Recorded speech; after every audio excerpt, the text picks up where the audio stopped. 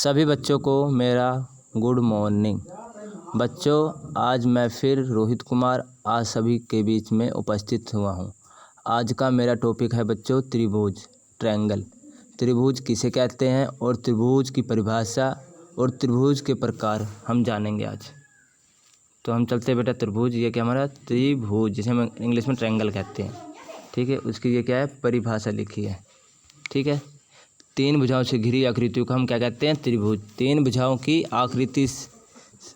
आकृति से घिरी हुई क्या कहते हैं उसे, त्रिभुज। त्रिभुज की परिभाषा है,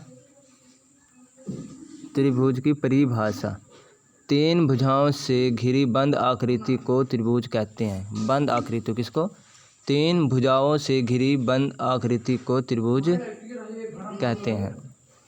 त्रिभुज के प्रकार, त्रिभुज दो प्रकार के होते हैं। त्रिभुज दो प्रकार के होते हैं। ट्रायंगल दो प्रकार के होते हैं। नंबर एक, भुजाओं के आधार पर, दूसरा कोनों के आधार पर।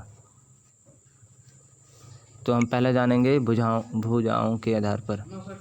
भुजाओं के आधार पर तीन प्रकार के त्रिभुज होते हैं। नंबर एक, समबाहु त्रिभुज। पहला है समबाहु त्रिभुज, दूसरा है समद्विबाहु त्रिभुज, तीसरा बच्चों है विषमबाहु त्रिभुज।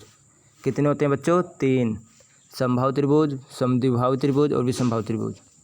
तो हम पहले के बारे में जानेंगे, समबाहु त्रिभुज किसे कहते हैं।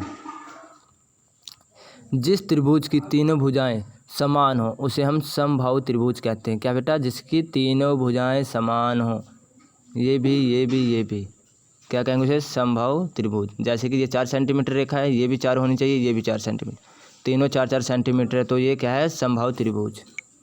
दूसरा हमारा है बच्चों समद्विबाहु त्रिभुज। जिस त्रिभुज की दो भुजाएं समान हो उसे हम समद्विबाहु त्रिभुज कहते हैं। जैसे कि इस आकृति में दिखाया जा रहा है,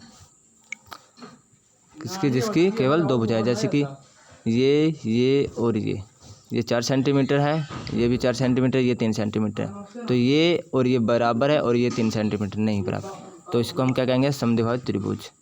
तीसरा हमारा है बच्चों विषमबाहु त्रिभुज। जिस त्रिभुज की कोई भी भुजा समान ना हो उसे हम विषमबाहु त्रिभुज कहते हैं। या फिर जिस त्रिभुज की कोई भी भुजा समान ना हो, जैसे कि ये 3 सेंटीमीटर, ये 4 सेंटीमीटर, ये 7 सेंटीमीटर है, तो तीनों अलग अलग सेंटीमीटर के हैं, रेखाएं हैं, तो इसे हम क्या कहेंगे, विषमबाहु त्रिभुज। अगला हमारा है कोनों के आधार पर। किसके आधार पर, कोनों के आधार पर भी त्रिभुज 3 प्रकार के होते हैं। कितने प्रकार के, 3 प्रकार के। तो पहला हमारा है न्यून कोण, समकोण, अधिक कोण, या फिर समकोण, न्यून कोण, अधिक कोण। पहला हम जानेंगे न्यून कोण किसे कहते हैं। किसको बेटा, न्यून कोण। किसको हम जानेंगे, न्यून कोण। न्यून कोण किसे कहते हैं, न्यून कोण त्रिभुज। न्यून कोण त्रिभुज वह त्रिभुज होता है जो 60 डिग्री या 60 डिग्री से कम को होता है, उसे क्या कहते हैं हम, न्यून कोण। क्या कहेंगे, न्यून कोण।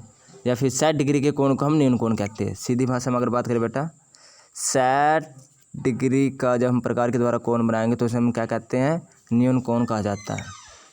उसके बाद हमारा है समकोण। 90 डिग्री के कोण को समकोण कहते हैं। क्या, 90 डिग्री। जैसे कि एक रेखा ले ली, यहाँ पे प्रकार रखोगे, यहाँ पे जब हम एक चाप लगाएंगे तो ये हो जाएगा 60, ये बीच में जो होगी ये 90 डिग्री का कोण है, इसको हम क्या कहेंगे, समकोण। 90 डिग्री के कोण को हम समकोण कहते हैं। तीसरा हमारा है बच्चों अधिक कोण। अधिक कोण किसे कहेंगे, जो 180 डिग्री से अधिक या फिर 180 डिग्री को, तो उसे हम अधिक कोण कहते हैं। अधिक कोण, 180 डिग्री के कोण को हम क्या कहते हैं, अधिक कोण। अधिक कोण त्रिभुज कहते हैं। 180 डिग्री के कोण को अधिक कोण कहते हैं। तो ये हमारा था बच्चों न्यून कोण, अधिक कोण और समकोण था। और ये भुजाओं के आधार पर क्या था, समबाहु, समद्विबाहु और विषमबाहु। तो आज हम किसके बारे में जानना है, त्रिभुज के बारे में, जिसे इंग्लिश में कहते हैं ट्रायंगल। त्रिभुज क्या है, त्रिभुज कितने प्रकार के होते हैं, भुजाओं के आधार पर, कोनों के आधार पर। तो आप लोग सभी समझ गए होंगे बेटा। आप लोग इसे याद करेंगे और कॉपी लिखेंगे और सेंड करेंगे।